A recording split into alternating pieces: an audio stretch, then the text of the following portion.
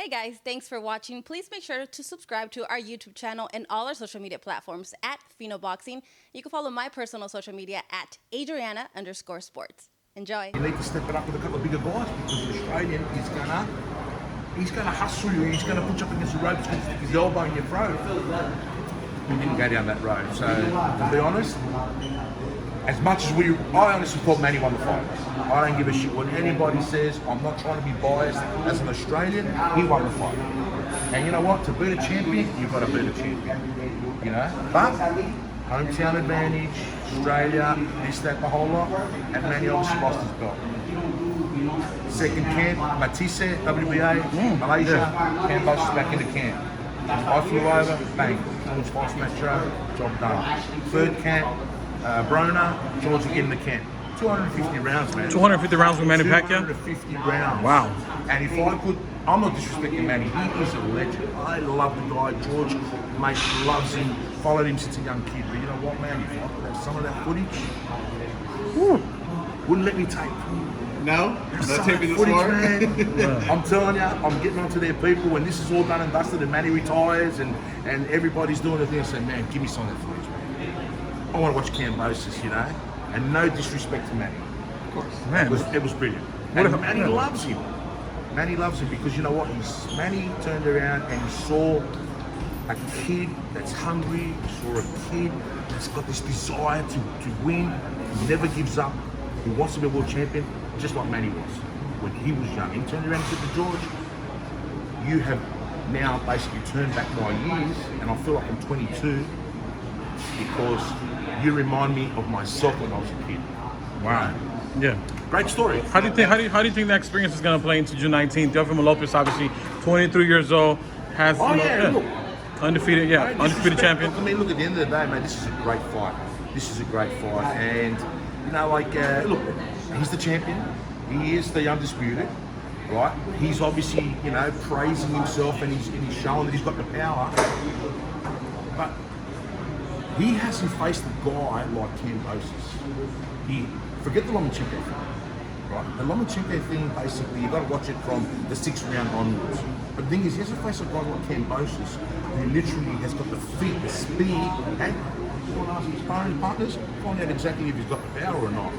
But the thing is, come June 19th, Lopez is going to find out. And Lopez is working, like we all know, Lopez is working on the 3 rounds. Good luck to you, boys.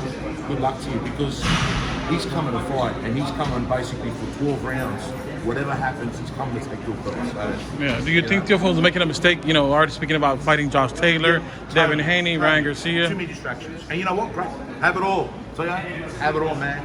Have the distractions. Tell Josh Taylor that you want to fight him. Haney, Garcia, Davis, the whole lot of them, man. Top ranked. You've got it all, man. You're taking on the world. Kambosos, he's got the blinkers on. He's got one vision. Your belts. That's it. Now, and guess what? You can have the biggest show. You can have the best arena walkout. You can have it all. Come that June 19th in that ring. Boom. Now, Kambosos is going to shock the world. Now, George had a split decision victory against Lee Selby. A fight he clearly won, easily 10-2. You know, do you guys feel that you have to not only dominate, but maybe stop Teofimo Lopez to be able to get the win? Styles make fights. Yeah. What was it? 5-time world champion, defended it 5 times.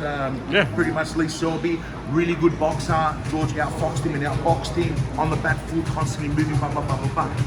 That was the style that he fought in. Mickey Bay was another guy, former world champion, but very sharp, mate. He prepared tricky for guy, that fight, mate. This was a fight against Kambosos to reboot his career, right?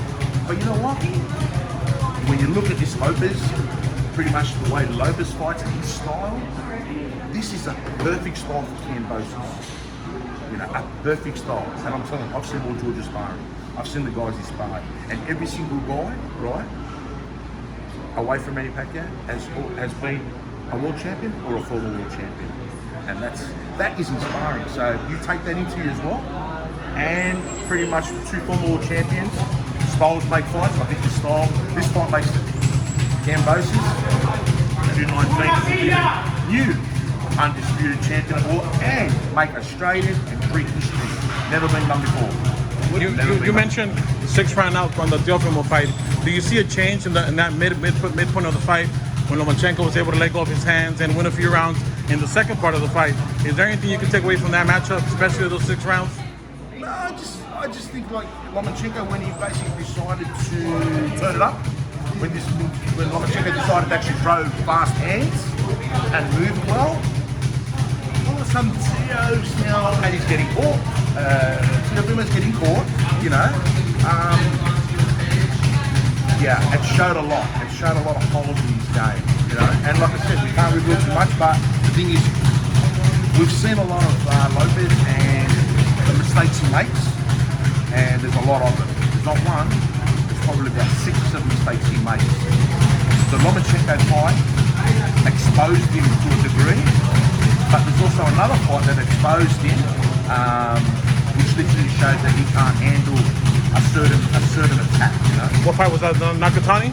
Yeah, you know, he was another one that exposed him, you know. So, look, you know, they come. We can't wait for June 19th. You know. Do you see? Is there anything to Teofimo talking about, kind of consistently talking about moving up to 140 and just kind of how his body's getting too big? Is there anything to that for you guys that maybe you might have a little issues making weight? To be honest, I think he's struggling for weight. He's starting to look a little bit pale, starting to look a bit jaundiced, a little bit yellow. His eyes are starting to set further into the back of his skull. And look, there's a check weight today. I'll tell you what, according to the WBC, today there's the second check weight. I bet you that boy is struggling because he's got to make the second check weight, you know? And that's at 141.75. I honestly believe that Teo's walking around still, probably about 150, you know, somewhere around there, 152. He's got to wait for it. He has to make way for the second weight. Weight check. Yeah. The second. This is the way it works. Yeah. You know, we had our first check weight, dead easy. Second check weight will be today, later on.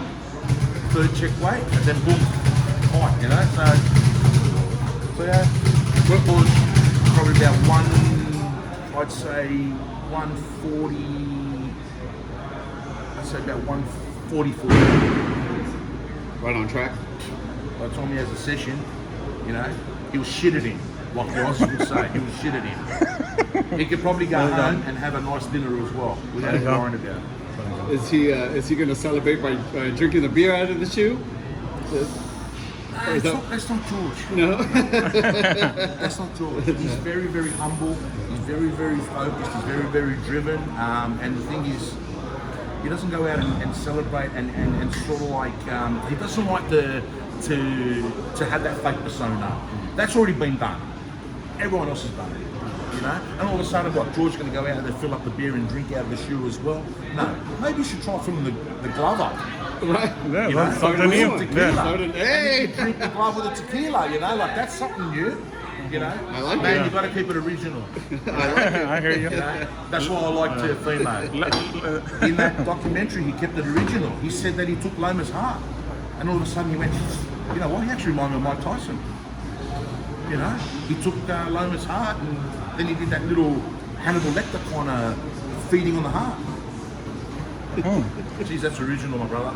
Anyway, he's the undisputed champion, so you got to give it to him.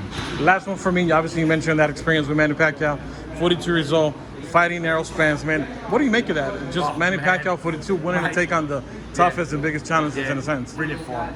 For a guy that's 42 taking on narrow spans, I'm telling you know what? Man, I don't know. I'd call it a 50-50 fight, you know? Man, I'm telling you, Manny just keeps turning up. He keeps turning up. He keeps finding a way. He just I don't know what it is with that guy, man. I don't know what it is with that guy, but I'm telling you what, everyone's saying, you know what, Errol Spence will end his career, Manny shouldn't take this fight, Manny should, step away now, blah, blah, blah. You know what? How many others have said the same thing? And Manny just keeps turning it up. And you know what? He keeps telling everybody that age is not a factor. You know? He's shown that to be true. Yeah. Incredible man. Now, what do you think Errol Spence is going to have the most difficulty with? The speed, the footwork, the timing, the power. I just think the awkwardness of Manny, the way he throws his punches. You know, it's just coming from different angles, you know. I mean, he's not going to be able to, and I think that pressure of squeezing him up too, you know, he's, everyone's going to want to move, he's going to want to create distance and that. I think, you know, Manny's going to squeeze him up, take that away from him, and literally, you know, he's throwing them shots from anywhere. So, anyway, mate, that's the beauty of boxing. You know, we've got some great fights. Pandemic is literally forgotten, and boxing's alive. You know? Sir, there we that's go. the beauty about it all. Thank you, Mr. Kambosos. Now with my with the light. That's the next third on the board. Yeah. Look at the cameras.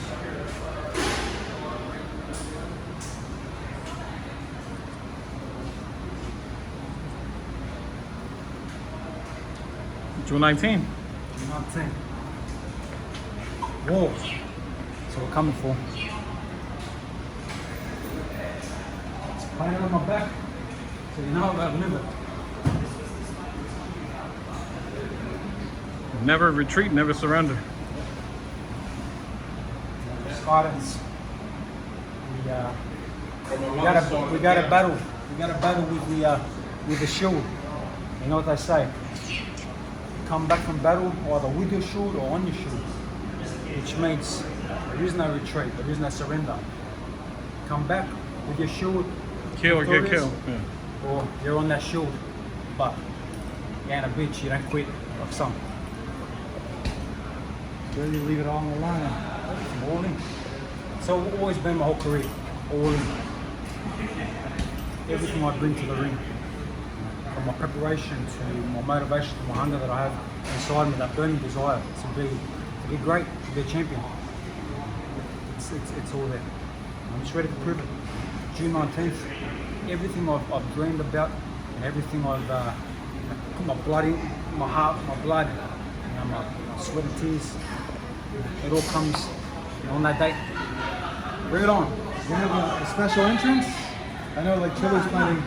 I do what I always do. I come out with the Sparred, the music, King Lear might was talking, but I don't need any of that gimmick shit. Let him focus on his circus acts. Let him focus on the elephants, on the musicians. He'll be the laughing stock. It all comes crashing down. I've got a job to do. It doesn't bother me about all that fancy stuff.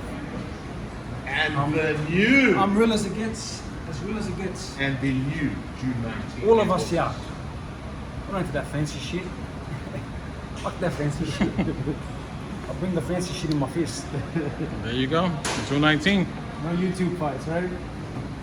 Look, YouTube fights aren't that bad because again, at least you're stepping into the ring. They got balls to step in the ring. But again, it's two different entities. That's what it is. Two different entities. You got boxing, real boxing, and then you got YouTube fighting and gimmick kind of fighting. But it's two entities. You got a make of a car. You got the nice model, the one that's got all the upgrades that people want to get, and then you got the simple one. It's a different entity of the same kind of thing. Anyway, all the best to him.